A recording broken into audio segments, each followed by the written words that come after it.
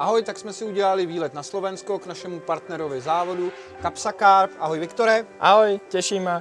Tak sme teda firma tuto na Slovensku a venujeme sa výrobe nástrah a krmiv a sme vlastne tak remeselne založená firma. Tak koukal jsem na vaše stránky, že se hlavně zajímáte nebo vyrábíte pelety.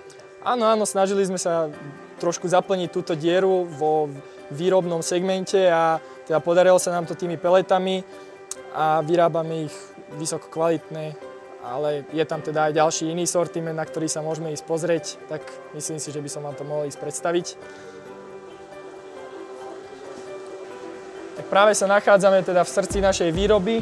Ako za mnou môžete vidieť, tak tu už prebieha aktuálne miešanie, kde sa teda zaobľujú hrany na peletách. Tuto už môžeme vidieť pripravenú suchú zmes, ktorá sa mieša v miešačke vedľa mňa. A taktiež za mnou už môžete vidieť, ako sa už pripravuje už priamo zmes hotová, ktorá sa potom dáva do lisovača a z toho už je priamo vytlačená peleta. Ja, děkuju, jako hodně zajímavý, nikdy jsem to neviděl. Pro mě je zase další zkušenost.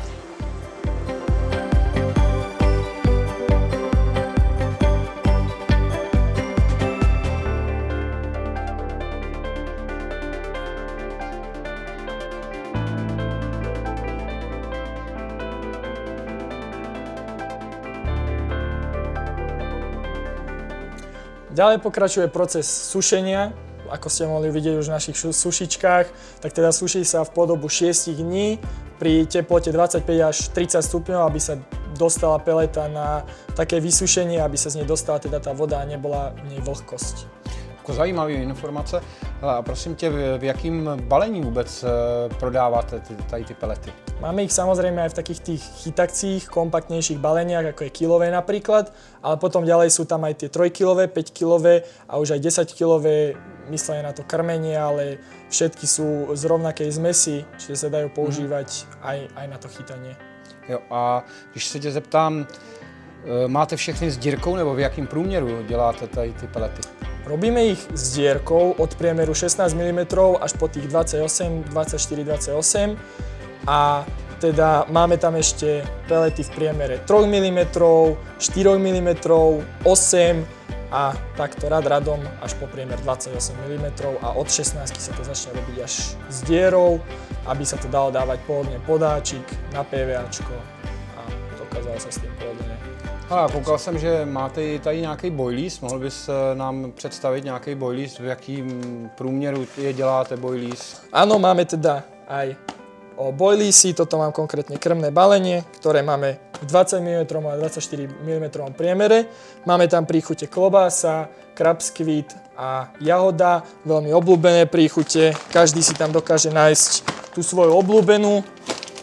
A tento rok sme ich spustili do výroby, zatiaľ majú za sebou tiež už množstvo úspechov. A to máte takhle jako jenom v 5-kilovém balení? To je jako krmná řada? 8-kilové balenie. Bolo to stanovené ako economic boilies, že je vlastne dostupnejší, čiže dá sa kľudne na neho aj chytať, ale je teda primárne myslený aj na to krmenie. Jo. A viděl jsem, že tady máte i pop-up? Áno, máme teda aj popky. To z pozadia môžem zobrať. Napríklad tieto sú jahodové, 16 mm priemere, vyrábame ich od 10 mm až po tých 16.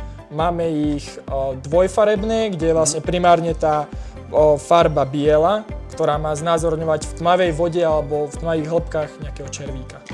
Jako koukal jsem, že spoustu výrobců dělá jako dvoubarevný, že z jedné strany má žlutou a druhou černou třeba, jo? Ale že vy to máte trošičku jinak, že prostě to děláte jinak. Odlišne, áno. Snažili sme sa odlíšiť od ostatných, presne tak.